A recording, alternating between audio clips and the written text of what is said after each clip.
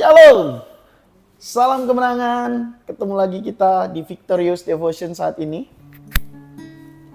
Dan biarlah saat ini kita mau sama-sama merenungkan kebenaran firman Tuhan, masuk dalam hadiratnya, mata kita tertuju kepadanya, dan hidup kita menyenangkan hatinya. Mari sebelum kita sama-sama merenungkan kebenaran firman Tuhan, kita mau menyanyikan lagu pujian kita. Mataku tertuju kepadamu. Haleluya.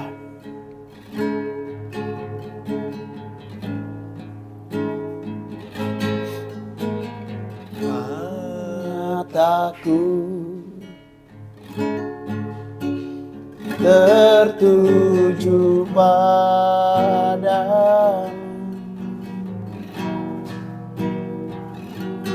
Segenap hidupku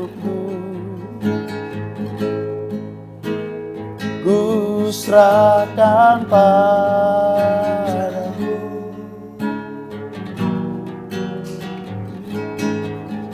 Bimbing aku masuk rencana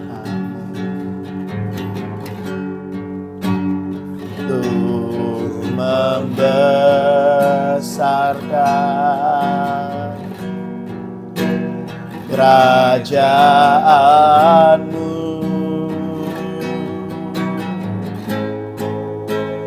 Ku mau mengikuti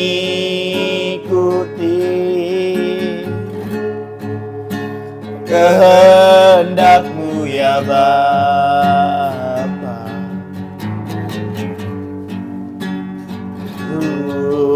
Mau selalu menyenangkan hatimu. Bapa yang baik dalam surga, kami ucap syukur Tuhan Yesus untuk kasih-Mu yang begitu luar biasa. Kalau kami sebentar lagi mau sama-sama mendengarkan kebenaran firman-Mu, Roh Kudus urapi kami. Dalam nama Yesus, haleluya, amin. Shalom Bapak Ibu yang dikasih Tuhan, hari ini kita mau sama-sama membaca kebenaran firman Tuhan yang ada dalam Galatia 5 ayat yang kelima. Begini bunyi firman Tuhan, saya bacakan untuk kita semua. Sebab oleh roh dan karena iman kita menantikan kebenaran yang kita harapkan. Baik, Bapak Ibu yang dikasih Tuhan, hari ini kita mau sama-sama melihat bagaimana pengharapan di dalam kita. Apa yang menjadi landasan, apa yang menjadi patokan untuk kita memiliki sebuah harapan. Karena harus kita pahami bahwa ada fakta-fakta yang harus menunjukkan bagaimana eratnya hubungan antara pengharapan dengan pimpinan Roh Kudus. Jadi orang-orang yang memiliki harapan pasti di bawah pimpinan daripada Roh Kudus. Dan juga tidak bisa dilepaskan orang-orang yang memiliki harapan tentu dalam naungan iman. Kalau kita baca di dalam ayat yang kita miliki pagi ini tadi dalam Galatia 5 ayat 5 ada kata melalui roh, ya, sebab oleh roh. Karena melalui roh, apa yang sedang ditekankan, apa yang sedang ingin diajarkan oleh Rasul Paulus kepada jemaat yang ada di Galatia melalui ayat tersebut. Lihat, ada sebuah penekanan bahwa pengharapan yang kita miliki itu bukan bersumber dari sesuatu yang fana.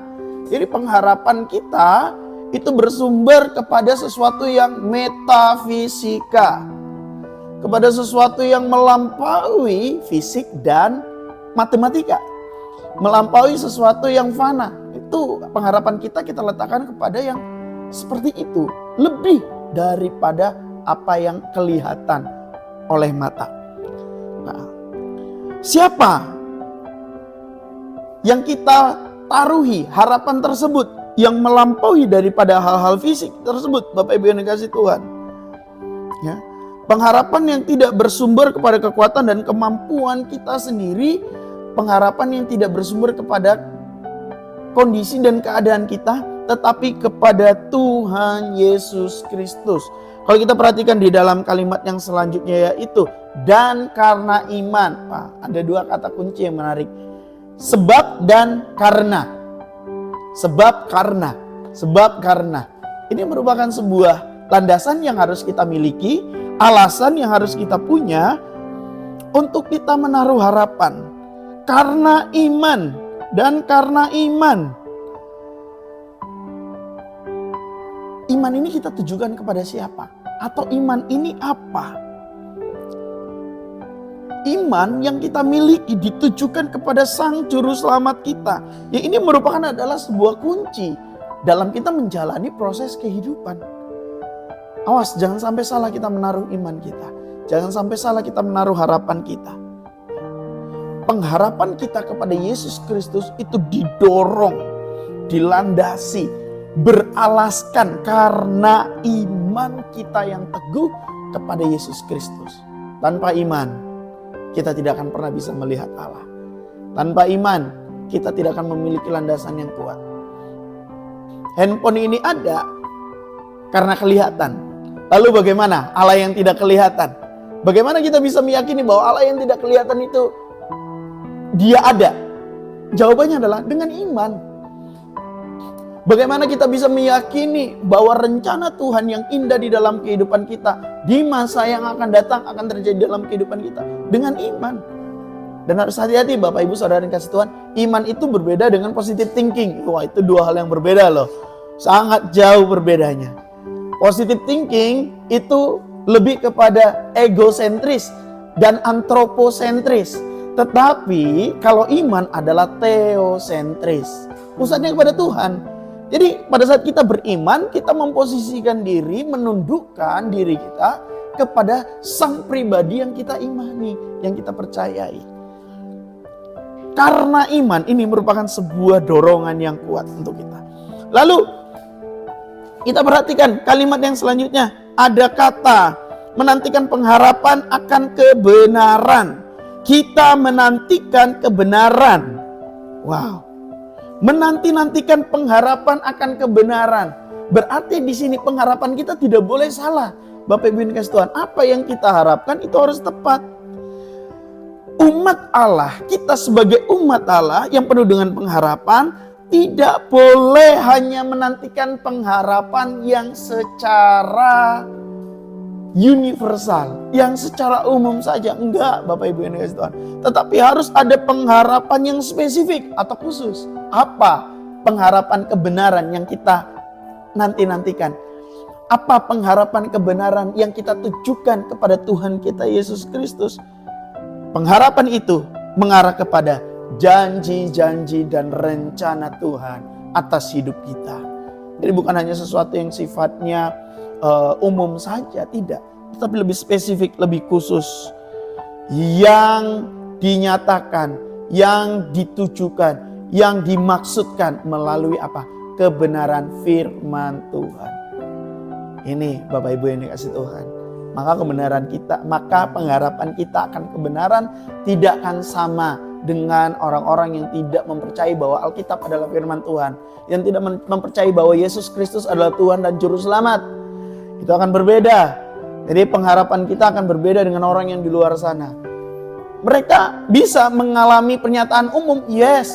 Tetapi belum tentu mereka percaya akan pernyataan khususnya Tuhan melalui Tuhan Yesus Kristus dan Alkitab yang adalah firman Tuhan. Dan di ayat tersebut Bapak Ibu yang dikasih Tuhan, kita memposisikan diri sebagai pribadi yang apa? Yang dipimpin oleh Roh Kudus. Karena melalui Roh dan oleh iman dan karena iman kita menanti-nantikan pengharapan kebenaran yang dituntun oleh Roh Kudus. Kita butuh tuntunan yang tepat, kita butuh tuntunan yang pasti. Kita bukan sedang dituntun oleh GPS.